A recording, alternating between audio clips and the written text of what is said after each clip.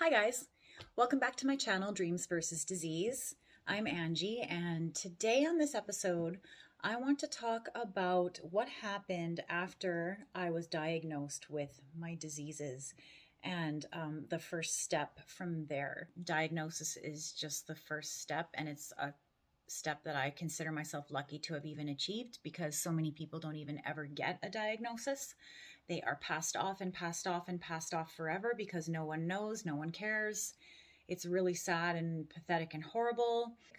Not being validated is a whole new level to your sickness because no one will help you, no one will listen, everyone thinks you're crazy. And so to attain a diagnosis and validation is like one of the really necessary steps in your healing. So I was really lucky to get that, even though it took like 9 years to get it. Takes some people 20 or 30 years. And like I said, some people never get it. So probably the most surprising part of my diagnosis and treatment was the fact that I didn't get on antibiotics for the Lyme disease infection right away. You're kind of pre-programmed or predisposed now to believe that you get a pill for that problem. This society, the way we have lived and are living, we, have a pill for that ailment. And you think that you're just going to go to the doctor and get your pill and it's going to be fine. But that is actually the opposite of what should happen if you're as sick as I was. So Lyme strips away your health slowly. So I had no vitamins left in me. I was totally depleted. I wasn't healing. My mitochondria DNA was under attack. I had toluene in my blood. I was not detoxing. I was not methylating, making glutathione. So when your body is that bare bones, you cannot introduce an antibiotic and expect it to not completely destroy your system. So I was so surprised that I was not getting a pill right away for my Lyme disease. He said, no, you're not healthy enough to handle an antibiotic. My dear, if I send you home with one, you will be on the couch. You will never come back and see me. You will feel so horrible. You are not able to take that. You have to build your body back up with supplements, healthy diet, and IV intravenous therapy. So that was a real blast to my life. After a 2-hour appointment with him in December of 2019, he diagnosed me kind of, based on what I had explained to him. He could tell that I had the things that I have. He was able to totally validate me and say, yes, you have this, but I can treat you. You will get better. And we need to do all this testing. And you need to completely change everything in your lifestyle to being organic and no toxins. Basically, you're going to turn into a hippie, he told me.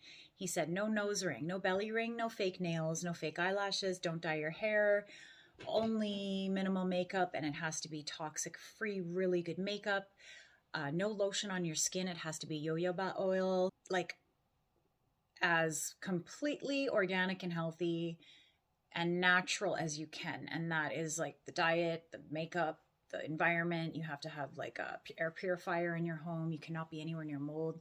I had to have my house completely tested by like an electric engineer, person that detects bad signals and bad wiring and things like that, because if you have a lot of electricity flowing through your house and also you have the hidden wireless signals that we live with, you can have a lot of damage being done to you, especially if you're sick, because your cells that are sick react to these invisible waves, and they actually infect even healthy people. So it's bad for anyone, but if you're sick, it's really detrimental to get your house checked for bad electricity. It's way beyond me to even explain.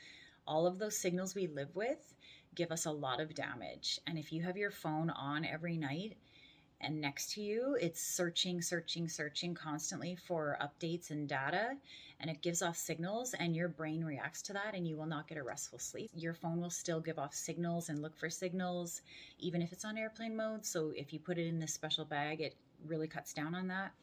That helps your healing speed up and be more effective because you don't have any signals messing with the cells on a cellular level. Try turning your phone off for like a week or two and see how much better your sleep is, and you'll actually totally notice it. So yeah, After the 2-hour appointment, he validated me, told me he could treat me,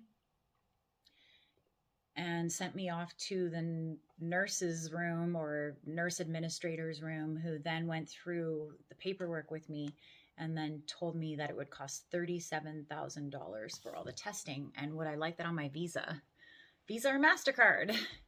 And I was like, oh, I have to make a call to my mom, right? I mean, that was like another chapter of pain. The family financial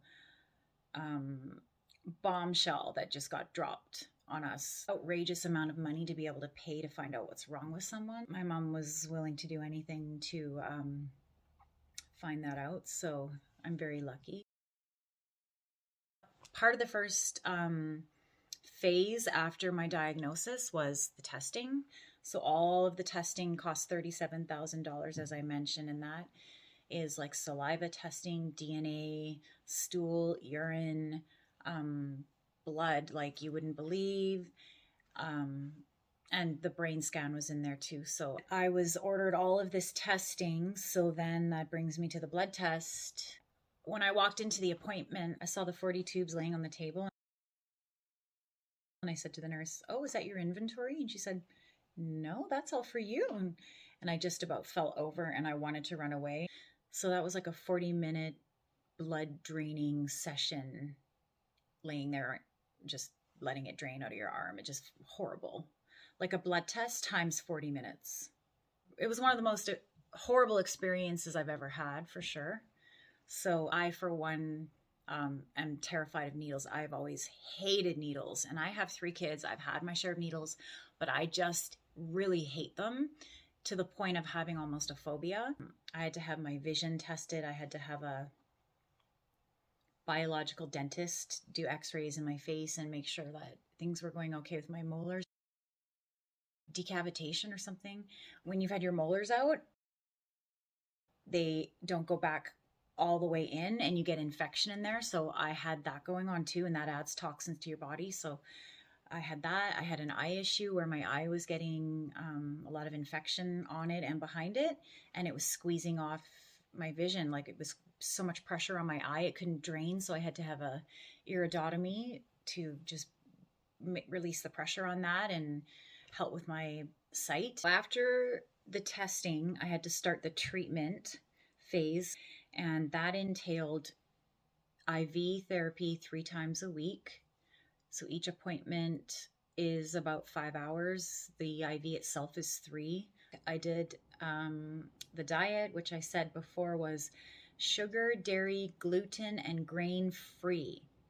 So you can only basically have like a paleo diet of fresh fruits, vegetables, seeds, and protein. So you cannot have any corn, legumes, soy, rice, quinoa, potatoes, beans. The reason is apparently those foods are naturally like moldy and they have mycotoxins in them.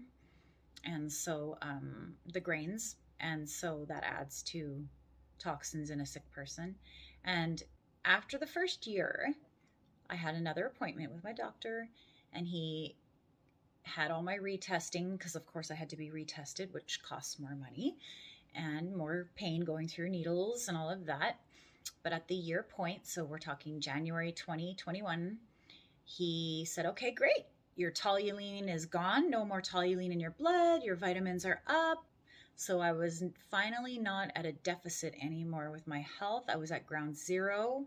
I was able to handle some antibiotics to attack the infection, the Lyme, and the Babesia and the Bartonella, which are co-infections, just like Lyme. And so that day he said to me, okay, do you want to go on antibiotics because you have a strong chronic Lyme infection and the co-infections, and I believe that we should attack it this way and remain doing the same treatment and the same supplements, but we will add 2 antibiotics to your regimen. So you're now taking minocycline and rifampin, and so that's 2 antibiotics 2 times a day. I have to just be on antibiotics indefinitely to just kill this infection, and I have another regimen as well in addition to the antibiotics and the supplements. I also take like drops for drainage to kill off the toxins and then drain them out of your body.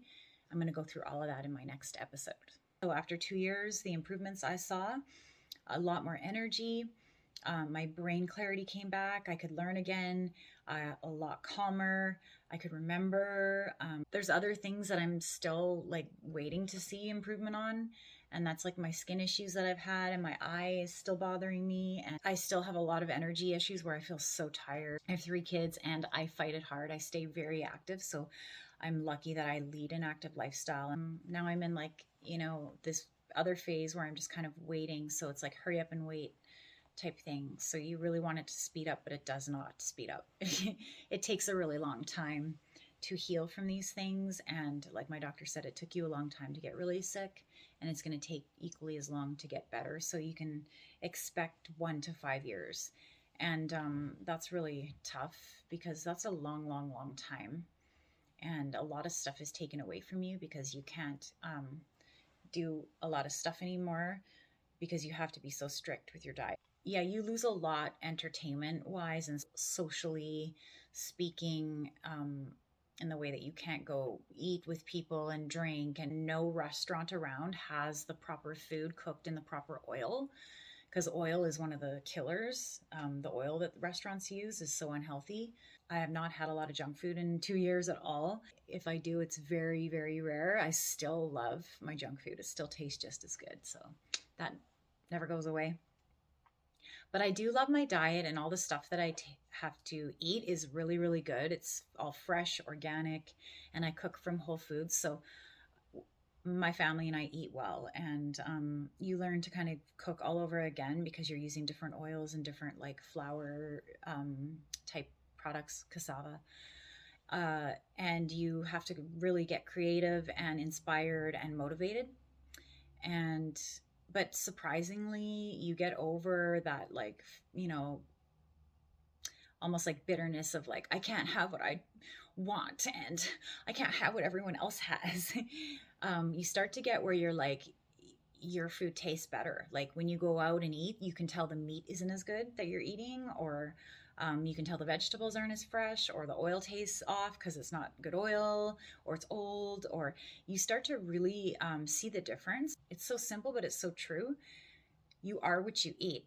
What you put in your body sets the stage for later. So even if you don't gain weight and look out of shape, your inner components are made up of the food you're eating. So if you're just eating toxic processed crap, you will not have a very strong body and inside to handle, sustaining decades of life. You could get sick from diseases like cancer and other ailments. The diet is one of the most crucial things. Anyway, that is my 3rd episode for you guys. My next episode will be about my supplements and my IVs, what is in them, and I'll address the mold as well because there's another treatment for that. Please like this video, subscribe, and share. I really appreciate the support, and I hope you're all well, and see you real soon.